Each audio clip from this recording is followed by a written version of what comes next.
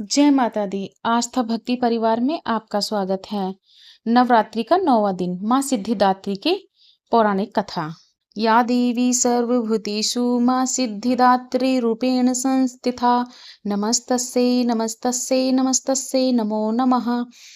अर्थ है, माँ सर्वत्र विराजमान और माँ सिद्धिदात्री के रूप में प्रसिद्ध अम्बे, आपको मेरा बार बार प्रणाम है, या मैं आपको बार बार प्रणाम करता ही हूँ।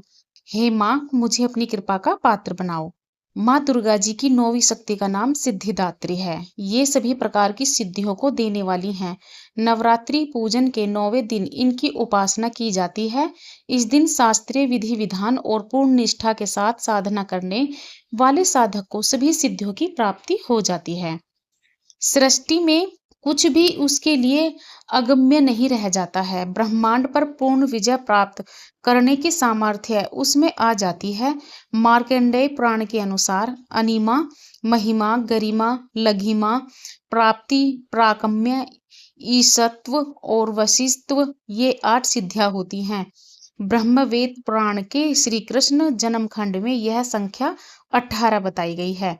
इनके नाम इस प्रकार हैं: अनिमा, लघिमा, प्राप्ति, प्राकम्य, महिमा, ईश्वत्व, वशित्व, सर्वकाम माव सायता, सर्वज्ञत्व, दूरश्रवण, प्राकाय प्रवेशन, वाक सिद्धि, कल्पवृक्षत्व, सृष्टि संहार कर्ण सामर्थ्य, अमरत्व, सर्वन्यायकत्व, भावना सिद्धि।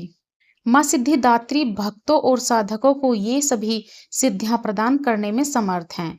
देवी पुराण के अनुसार भगवान शिव ने इनकी कृपा से ही इन सिद्धियों को प्राप्त किया था। इनकी अनुकंपा से ही भगवान शिव की आधा शरीर देवी का हुआ था। इसी कारण वे लोक में अर्धनारीश्वर नाम से प्रसिद्ध हुए। माँ सिद्धिदात्री 4 भुजाओं वाली हैं। उनका वाहन सिंह है। ये कमल पुष्प पर भी आसीन होती हैं। इनकी दाहिनी तरफ के नीचे वाले हाथ में कमल पुष्प है।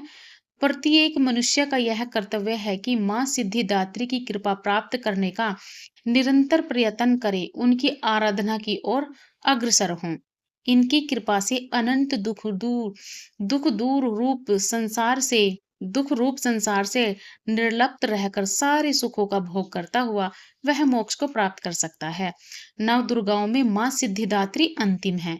अन्य 8 दुर्गाओं की पूजा उपासना शास्त्रीय विधि विधान के अनुसार करते हुए भक्त दुर्गा पूजा के 9वें दिन इनकी उपासना में प्रवृत्त होते हैं। इन सिद्धिदात्री माँ की उपासना पूर्ण कर लेने के बाद भक्तों और साधकों की लौकिक पारलौकिक सभी प्रकार की कामनाओं की पूर्ति हो जाती है। सिद्धिदात्री माँ के कृपा पात्र भक्त के भीतर कोई ऐसी कामना शेष बचती ही नहीं है जिससे वह पूर्ण करना चाहे। वह सभी सांसारिक इच्छाओं, आवश्यकताओं और स्पृहाओं से ऊपर उठकर मानसिक रूप से माँ भगवती के दिव्य लोकों में विचरण करता हुआ उनके कृपा रस पीयूष का निरंतर पान करता हुआ विषय भोग शून्य हो जाता है। माँ भगवती का परम सानिध्य ही उसका सर्वस्व हो जाता है। इस परम पद को पाने के लिए बाद उसे अन्य किसी भी वस्तु की आवश्यकता नहीं रह जाती। माँ के चरणों का यह सानिध्य प्राप्त करने के लिए हमें निरंतर न्यस्त रहकर उनकी उपासना करनी चाहिए। माँ भगवती का स्मरण, ध्यान, पूजन हमें इस संसार की आसारता का बोध कराते हुए वास्तविक परम शांतिदायक अमृत पद की ओर ले जाने वाला है। इनकी आराधना से जातक को अनिमा, लधिमा, प्राप्ति, प्राकम्य, महिमा, ईशित्व, सर्वकाम वैसायिता, दूर श्रवण, प्रकामा, प्रवेश, वाक्सिद्ध, अमृतत्व, भावना, सिद्धि आदि समस्त सिद्धियों नवनिधियों की प्राप्ति होती है। आज के युग में इतना कठिन तप तो कोई नहीं कर सकता, लेकिन अपनी शक्ति अनुसार तप, जप, पूजा अर्चना कुछ करें तो माँ की कृपा का पात्र बनती ही है। प्रत्येक सर्वसाधारण के लिए आराधना सरल है। माँ जगदम्बे की भक्ति पाने के लिए नवरात्रि में 9वीं के दिन माता का पूजन करना चाहिए।